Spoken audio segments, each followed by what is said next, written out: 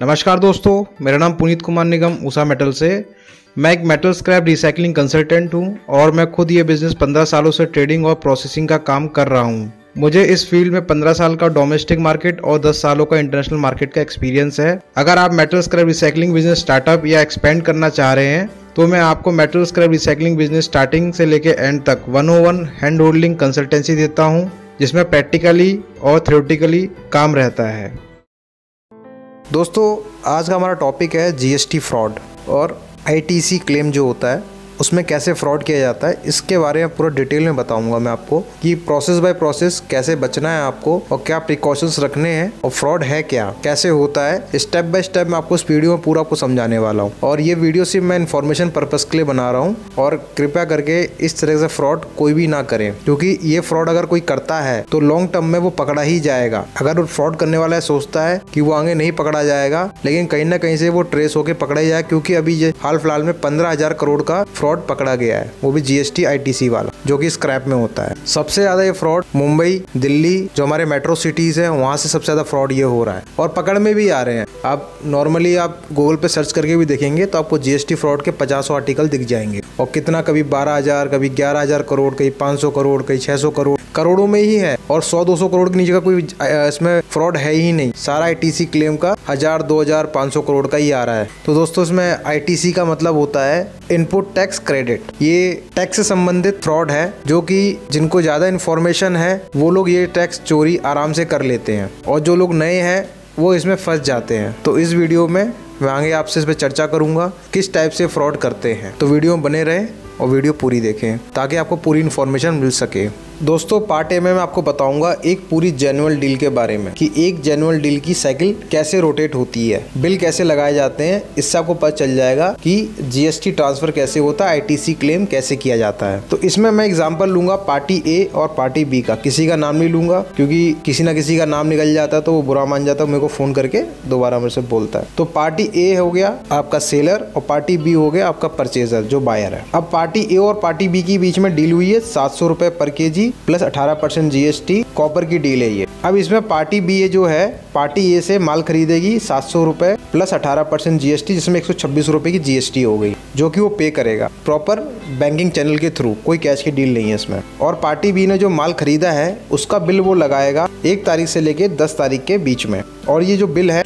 ये GST portal पे upload होता है और इसमें पूरी डिटेल होती है, जीएसटी नंबर, अमाउंट और कितना जीएसटी कहाँ से आया, सब कुछ में डालना पड़ता है। बिल कहाँ से लिया, डिटेल आती है इसमें। और ये एक रूल है, जो परचेजिंग डिटेल है, परचेज करने वाली जितनी डिटेल होती है वो 1 तारीख से लेकर 10 तारीख तक इसमें अपलोड होती हैं। ये जो भी जीएसटी पे करता है उसको सबको पता होगा ये। और दोस्तों, जिसने बिल बेचा है, जिसने माल बेचा है, जो सेलर होगा वो भरता है 11 तारीख से लेके 20 तारीख के बीच में बिल अपलोड करता है। अब इस पूरी साइकिल में परचेज वाले ने अपनी बिल लगा दिया है, सेल वाले ने अपनी बिल लगा दिया है। अब ये बिल जो परचेज किया जिसने, उसकी पोर्टल पे शो हो जाएगा, पार्टी ए की इन्फॉर्मेशन आ जाएगी। तो इसका मतलब ये हो गया है कि पार्टी बी के पास पार्टी ए से उसकी जीएसटी उसके पोर्टल पे इनपुट हो गई है। तो मतलब एक जेन्युइन साइकिल हो गई है। मतलब पार्टी बी ने जो माल खरीदा है उसकी जीएसटी उसको उसके पोर्टल पे मिल गई है पार्टी ए से। अगर पार्टी ए अपनी जीएसटी बिल अपलोड नहीं करता है तो पार्टी बी पे वो शो नहीं होगा। ठीक है, तो ये हुआ दोस्तों एक पूरी साइकिल जेन्युइन डील की। इस तरीके से एक पूरी जेन्युइन डील होती है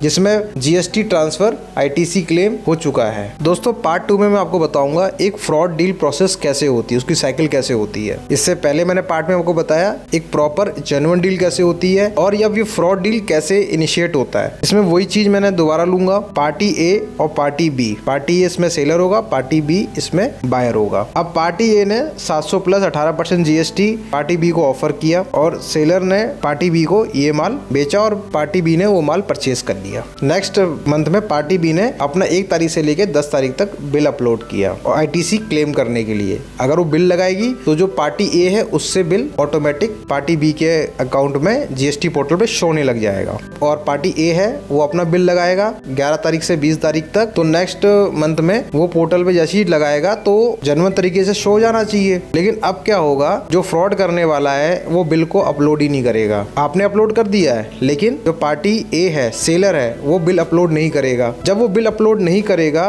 तो आपको 18% GST जो ITC मिलनी चाहिए पार्टी ए से, वो आपके अकाउंट में नहीं आएगा। जो आपकी GST पोर्टल है उस पर नहीं शो करेगा, क्योंकि उसने अपनी बिल लगाया ही नहीं है सेल का। परचेज का बिल आप लगा चुके हो। परचेज का बिल जब आपने लगाया है तो आप तो शो कर रहे हो, लेकिन पार्टी ए शो नहीं कर रहा है।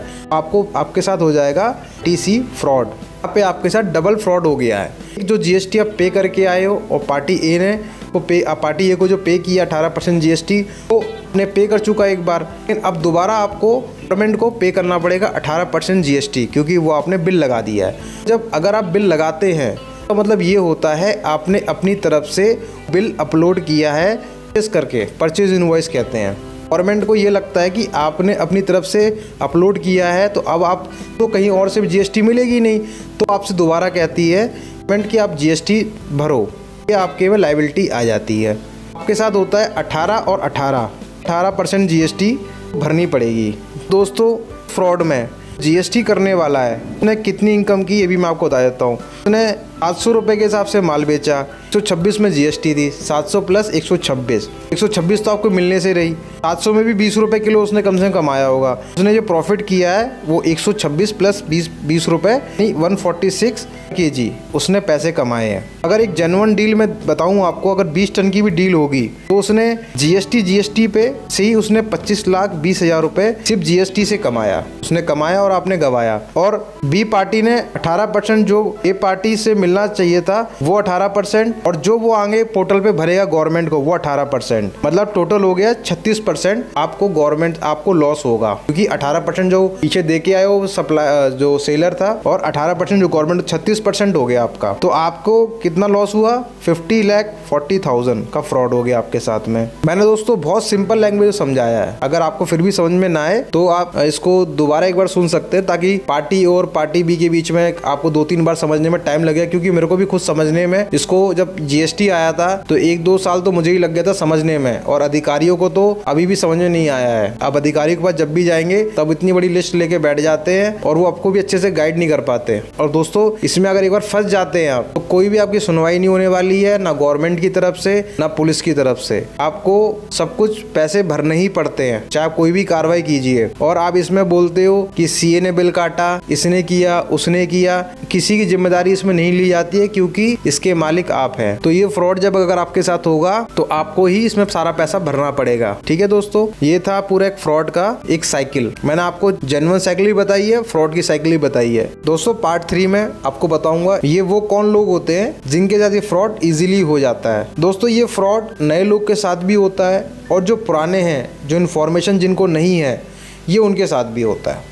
दोनों ही इसमें फंस जाते हैं। सेकंड, जिनको बहुत जल्दी होती है करोड़पति बनने की, वो इसमें बहुत जल्दी फंसते हैं, क्योंकि फ्रॉड करने वाला आपको एक लालच देता है कि 700 रुपये का जो कॉपर है मैं आपको 600 रुपये में दे दूंगा, और सामने वाला सोचता है कि भाई 700 की चीज़ 600 मिल रही है प्लस GST में, बहुत अच्छी डील है, कर लेते हैं।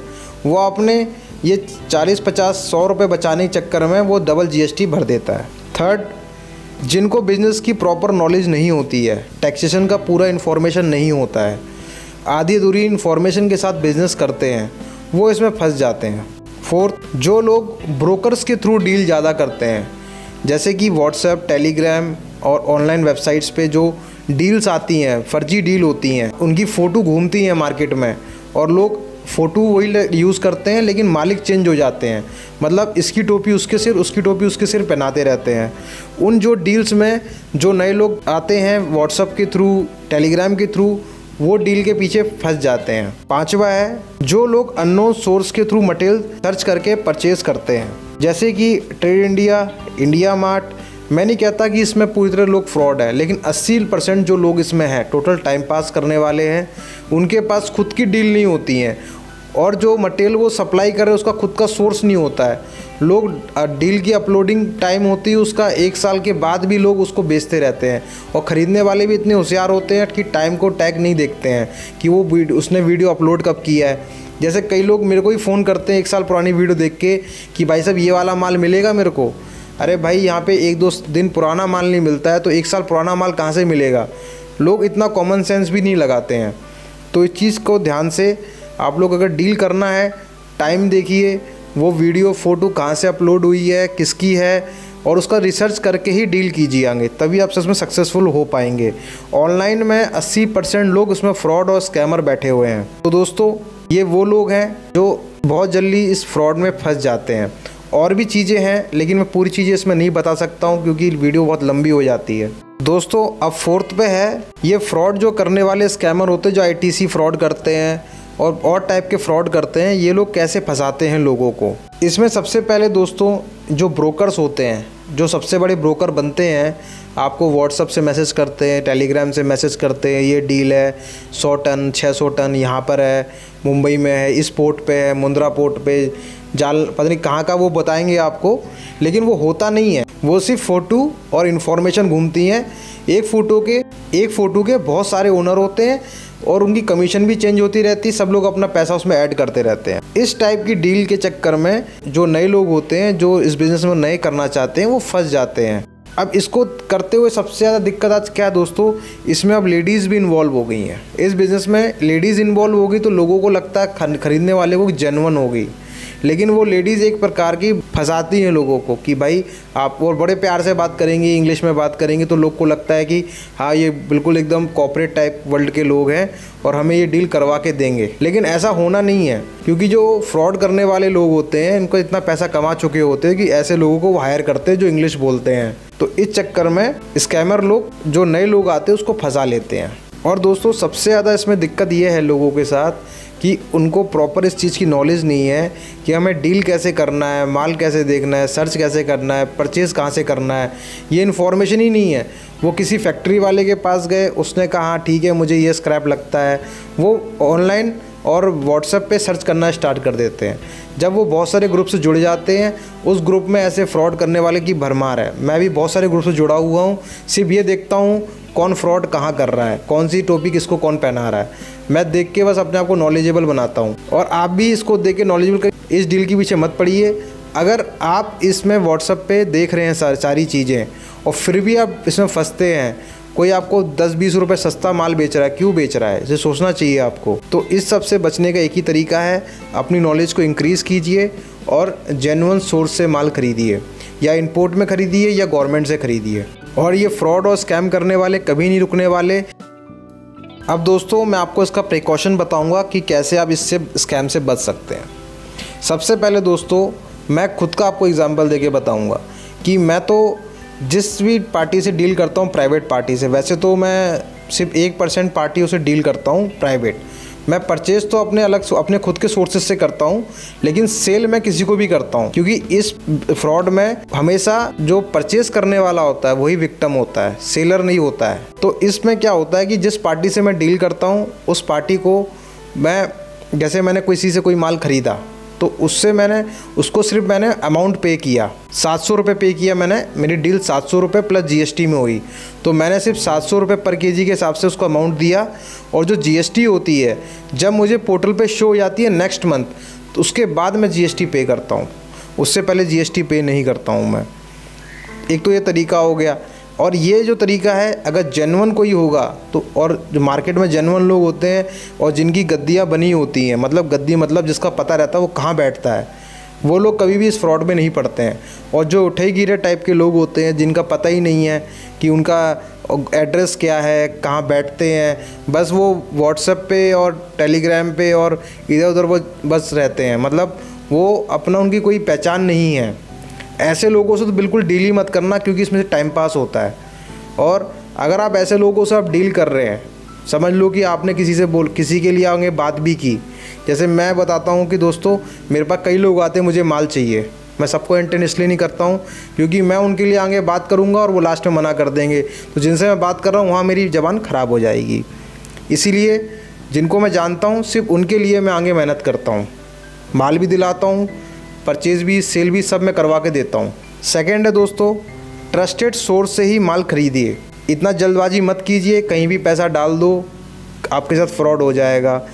इस बिज़नेस में सिर्फ 15 से 20% सिर्फ ऐसे सप्लायर्स होंगे जो जेन्युइनली काम करते हैं, प्रॉपर काम करते हैं, GST भरते हैं, प्रॉपर चैनल से परचेजिंग करते हैं और अपनी डीलिंग फ्रेश रखते हैं। थर्ड है व्हाट्सएप और टेलीग्राम और अदर सोर्सेज से, ऑनलाइन सोर्सेज से आप कोई भी डील मत कीजिए। फोर्थ है सस्ते माल के चक्कर में नहीं फंसना है।